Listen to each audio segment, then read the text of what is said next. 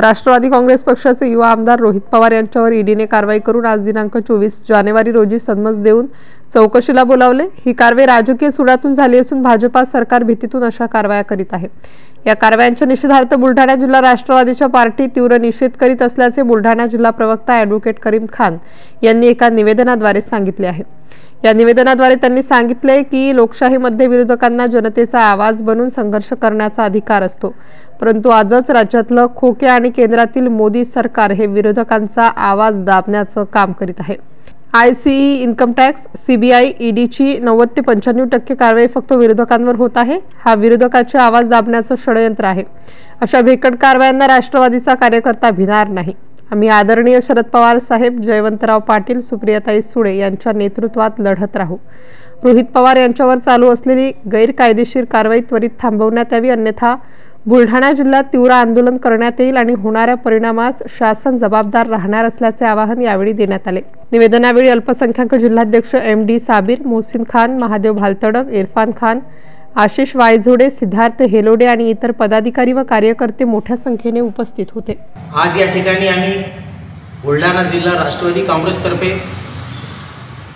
आमचे युवा नेते आदरणीय रोहित पवार साहेब यांना ईडीनं जे आधारधीन आणि गैरकायदेशीर कारवाई केली त्याचा निषेध करण्यासाठी जमा झालेलो आहोत।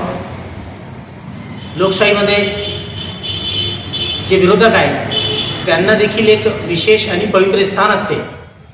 त्यांना सुद्धा संघर्ष करण्याची पूर्ण संधी कायद्यामध्ये दिलेली आहे। तरीही हे खोके सरकार जे स्वायत्त संस्था आहेत यांच्या मार्फत या संघर्ष करणारे विरोधकांना, नेत्यांना त्रास देण्याचं काम करीत आहे, याचा आम्ही जाहीर निषेध करतो।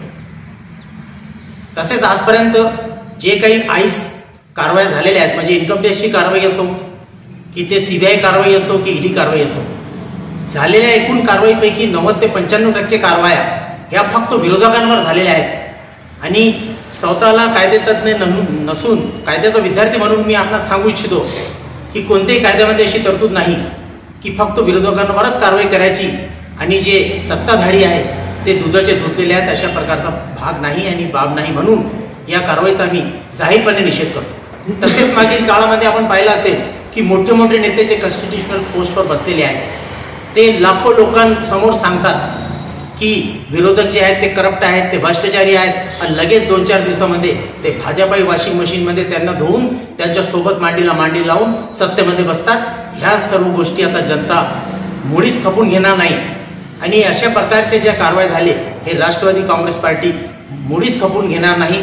आणि म्हणूनच माननीय शरदचंद्रजी पवार साहेब, सुप्रियाताई सुळे, त्याचप्रमाणे आमचे प्रदेश अध्यक्ष श्री जयंतरावजी, त्याचप्रमाणे जिल्हाध्यक्ष रेखाताई खेडेकर, कार्याध्यक्ष प्रसन्नदादा पाटील यांचे निर्देशानुसार आम्ही या सर्व बाबींचा जाहीर निषेध करतो। आणि झालेली जी कारवाई रोहित पवार साहेबांवर आहे, त्यांनी जे संघर्ष यात्रा काढली, पूर्ण महाराष्ट्र पिंजून काढला आणि युवकांसाठी, अल्पसंख्याकांसाठी आणि शेतकऱ्यांसाठी, कष्टकऱ्यांसाठी जे कार्य ते करीत आहेत त्याला घाबरून ही कारवाई करण्यात आलेली आहे, असं आमचं ठाम मत आहे।